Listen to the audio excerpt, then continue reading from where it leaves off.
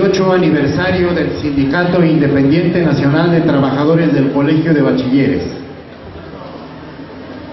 Les doy la más cordial bienvenida a nombre de todo el Comité Ejecutivo.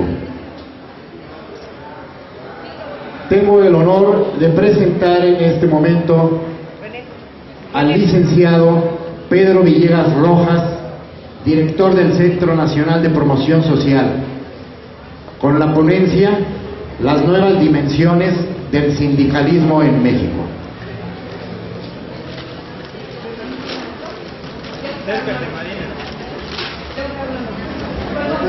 Una pausa, por favor.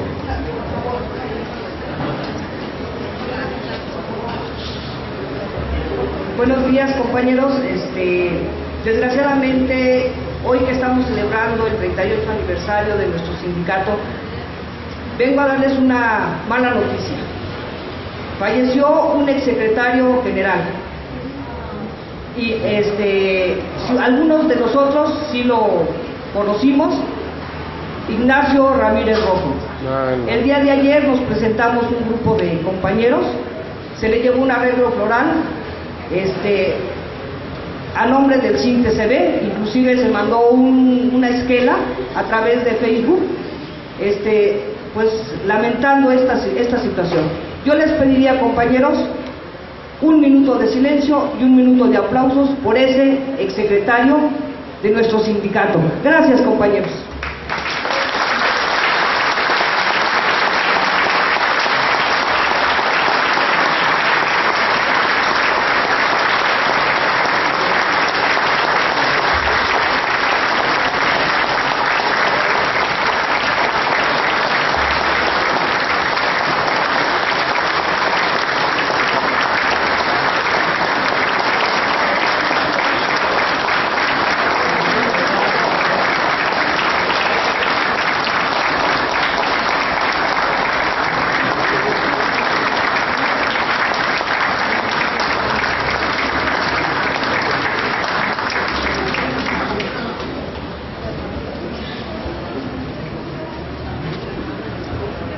Licenciado, por favor.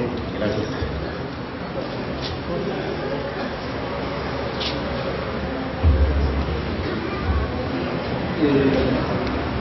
Buenos días, compañeras y compañeros. Primero quiero agradecer la invitación que me hacen, especialmente a la secretaria general, la compañera Alicia Mayra, por permitirnos como institución, como CEMPROS, estar presente disertando sobre un tema que tiene mucho de fondo y que tiene que ver con nuestro quehacer como organización sindical. También agradezco el que el compañero Daniel Cortés, secretario de Capacitación, me haya hecho la invitación para poder estar también con ustedes, y en sí a todo el comité ejecutivo por permitirnos este espacio y poder conversar, realizar algunas reflexiones con todos ustedes. Es un tema que tiene mucha vigencia, las nuevas dimensiones del sindicalismo en nuestro país, y que me voy a apoyar de algunas diapositivas para poder dar mis puntos de vista respecto de lo que pienso que encierra este tema. Pero como nuestro quehacer no es desde la tribuna, me voy a permitir bajar y andarme paseando ahí con todos ustedes, incluso para poder intercambiar algunas palabras con todos ustedes. Bueno, miren, primero vale la pena definir que este tema deberíamos de discutirlo todos los días, en cualquier espacio de nuestro centro de trabajo. Es un tema que nos concita poder reflexionar sobre la realidad que vive el movimiento sindical en nuestro país y y todos los factores que lo desafían, factores económicos, políticos, sociales. Ahora se habla de las llamadas reformas estructurales, que muy difícilmente nosotros alcanzamos a comprender, pero que en realidad también nos están perjudicando a todos nosotros como trabajadores. Yo quiero empezar señalando que el siglo pasado, el siglo XX, fue un escenario de grandes desafíos ideológicos, políticos, sociales y culturales, en donde se dieron grandes cambios desde diversos enfoques que muchas veces generaron guerra y violencia. Cámbiale, por favor. Sobre todo, ha sido escenarios de lucha y acciones claves de la clase trabajadora organizada, de sus más grandes conquistas y de tenaz promoción del trabajo humano, de la justicia social y de la solidaridad. Cabe recordar que uno de esos antecedentes inmediatos del siglo pasado se encuentran en dos luchas fundamentales: la huelga de Cananea en 1906 y la huelga de Río Blanco en 1907 en Sonora y en Veracruz. Dos importantes luchas que me parece fueron el bautizo de fuego del movimiento sindical para incidir en la cuestión social. Y por eso es que nosotros tenemos en el artículo 123 de la Constitución Política de la Constitución Política de los Estados Unidos Mexicanos, reflejados ahí los derechos sociales que tienen que ver con el trabajo. Y no se diga del artículo 27, aunque ahora pues eso francamente cada vez se ha alejado de lo que se consiguió desde 1917. Cámbiale, por favor. A pesar de ello, y que las organizaciones de trabajadores han demostrado que tienen grandes reservas y capacidades para la movilización, la acción, y que además pueden presentar propuestas serias sobre los grandes problemas económicos y sociales que nos aquejan, están muy lejos de la desaparición. Sin embargo, están obligados a renovarse, reestructurarse y repensarse para desarrollar un nuevo protagonismo sociopolítico. Están trabajando para globalizar la solidaridad en todo el mundo. Cámbiale, por favor. Sin embargo, hoy nos encontramos con dolorosas confiscaciones de muchas de estas conquistas y con un mundo poco favorable para el hombre y la mujer que necesitan trabajar para sobrevivir bajo la hegemonía del capitalismo salvaje, ahora en una versión neoliberal. ¿A qué nos referimos con eso? Que ustedes podrán constatar que por lo menos durante los últimos 30 años se han experimentado cambios profundos al acontecer político y económico de nuestro país que en nada nos favorecen a nosotros como trabajadores.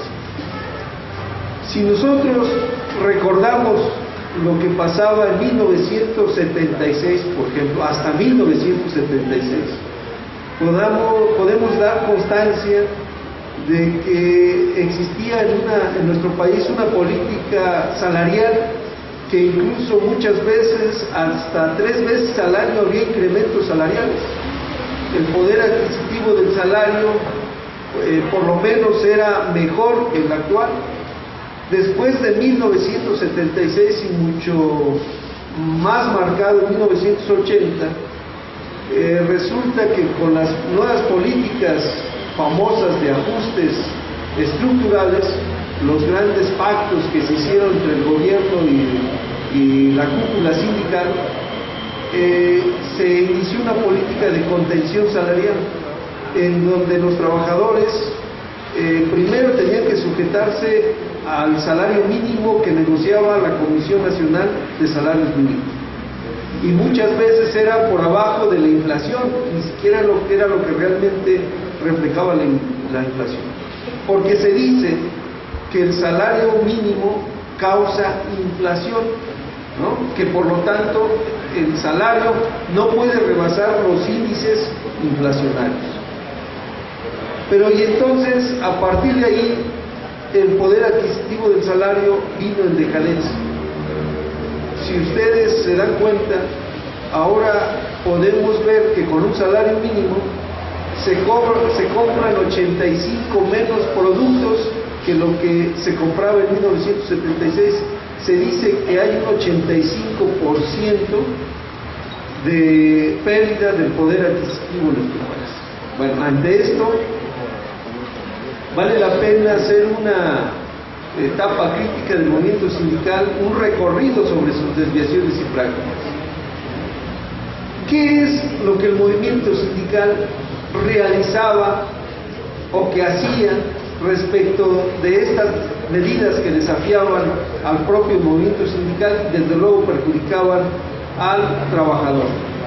Hay una grave crisis que confronta el actual movimiento sindical, es porque no ha sabido adaptarse y sobre todo ofrecer propuestas ante los profundos cambios que se han estado dando en el mundo del trabajo y en la sociedad política. Cámbiale, por favor. Se ha dado más un acomodamiento, un sobrellevar la rutina de la organización sindical sin asumir realmente los desafíos y exigencias de plantear alternativas de organización y acción mediante políticas y estrategias adaptadas a los tiempos que hoy vivimos. Las propuestas de quienes han intentado ofrecer nuevas alternativas políticos sindicales frente a la realidad social, económica y sindical del país no se han visto concretizadas por falta de coherencia entre el discurso y la práctica.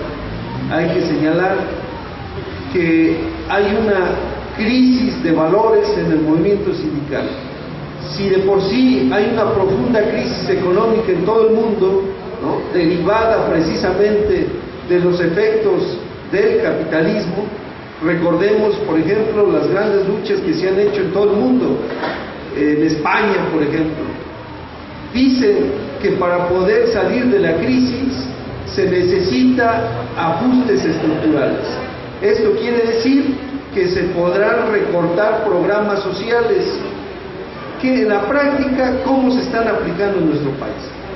Pues a través de políticas que aparentemente reestructuran las leyes, pero sobre todo las sociolaborales, donde nos vemos afectados cuando nos modifican los sistemas de seguridad social, cuando nos modifican el tema laboral, y obviamente no para favorecer los intereses del trabajador, sino todo lo contrario, para mermar aún más los derechos de los trabajadores. Es una política que no es exclusiva de nuestro país, que se aplica en todo el mundo y que por lo tanto los efectos devastadores no son solamente del movimiento sindical mexicano, sino de todo el mundo. Sumado a esta, que el movimiento sindical ha tenido como prácticas sindicales nocivas el famoso caudillismo sindical, orientado y dirigido desde las estructuras del poder político para mantener en los puestos a los dirigentes sin necesidad de procesos legales internos como asambleas, congresos, etc. Y el llamado charrismo sindical, que ha desnaturalizado las relaciones de trabajo, en especial los de las empresas paraestatales, con la compraventa de las condiciones de vida y trabajo pactadas en un contrato colectivo de trabajo. Cabe señalar que los efectos de este tipo de sindicalismo se ve reflejado lo que en nuestros días ha cobrado más auge, el llamado sindicalismo blanco. El sindicalismo blanco, que está representado por una expresión del movimiento sindical en nuestro país, que es la Alianza Sindical Mexicana. Aquel sindicalismo que copia el modelo de los empresarios de Monterrey, donde el trabajador, en lugar de poder elegir a su dirigente, es el patrón el que le dice al trabajador quiénes van a ser sus dirigentes. En lugar de que los sindicatos puedan discutir o negociar sus condiciones generales de trabajo, su contrato colectivo de trabajo, es el patrón el que establece los criterios de cómo se van a ver beneficiados los trabajadores en cuanto a prestaciones. Es decir, es el control que tiene el patrón y el Estado de los sindicatos que simplemente se los imponen a los trabajadores. Y es lo que más ha crecido en nuestro país. Otra de estas prácticas sindicales nocivas es haber dividido a los trabajadores por la modificación al artículo 123, creando el apartado B, donde se les da un tratamiento diferente buscando el control de los trabajadores del sector público. Me parece que ustedes ahí tienen toda la experiencia del mundo, porque cuando se crea el SINCB, se crea precisamente dentro del apartado B, que mucho tiempo después fue cuando logran la conquista de pasarse al apartado A través de un mandato vía la jurisprudencia de la Suprema Corte de Justicia de la Nación, pero que les garantiza poder tener una bilateralidad en cuanto a poder revisar el contrato colectivo de trabajo, muy diferente a lo que sucede en el apartado B, donde las relaciones laborales y la discusión de la contratación colectiva se da en base a la unilateralidad. Eso quiere decir que el patrón o las instituciones son las que proponen cómo se van a modificar las condiciones de trabajo y solamente se le pide el visto bueno del sindicato. Es decir, el sindicato no le entra a la negociación colectiva. Es algo de lo que adolece el sindicalismo en nuestro país, nos parece nocivo para el sindicalismo, pero aún se sigue planteando en nuestra legislación nacional. El desarrollo de los sindicatos blancos, promovidos, orientados y dirigidos por las empresas sin la participación de los trabajadores. Es un poco a lo que me acabo de referir. Todo tipo de organizaciones están sufriendo hoy en día una crisis provocada por factores externos o internos, fruto de políticas dictadas por los centros de poder internacional, de las grandes potencias, de los grandes organismos financieros internacionales, y porque ha perdido historia, identidad, valores y principios. Su pragmatismo lo ha llevado a olvidar lo ideopolítico, el qué somos, qué queremos, qué tenemos, qué podemos como movimiento y poder sindical. Y si no, podemos hacer una reafirmación de esto. Si ustedes les preguntaran a algún familiar, a algún vecino, ¿qué opinan del sindicato?, ¿qué respuesta podrían obtener? Yo estoy seguro que calificativos sobrarían, ¿no? Está desde lo corrupto hasta la bola de flojos, porque el sindicato defiende a gente que es indefendible. Y me parece que ese mote o esa campañita se la debemos también a los medios de comunicación. Si nos remitimos a las luchas más inmediatas que se han dado en nuestro país, como la del Sindicato Mexicano de Electricistas, nos podemos dar que la campaña televisiva a través de los medios de comunicación se centró en decir que los trabajadores que trabajaban en esa compañía eran una bola de flojos y que su sindicato solamente los defendía irresponsabilidades. Y me parece que esa campaña permeó no solamente para los trabajadores sindicalizados al SME, sino para cualquier otro sindicato, entre ellos nosotros. Por eso digo que si nosotros le preguntáramos a los familiares, a los vecinos, qué opinan del sindicato, pues siguen pensando exactamente lo mismo. Y me parece que necesitamos nosotros reivindicar los verdaderos principios y valores que engloban la suerte de la organización sindical. No somos eso. Somos un grupo de trabajadores que defiende, promueve los intereses de la clase trabajadora.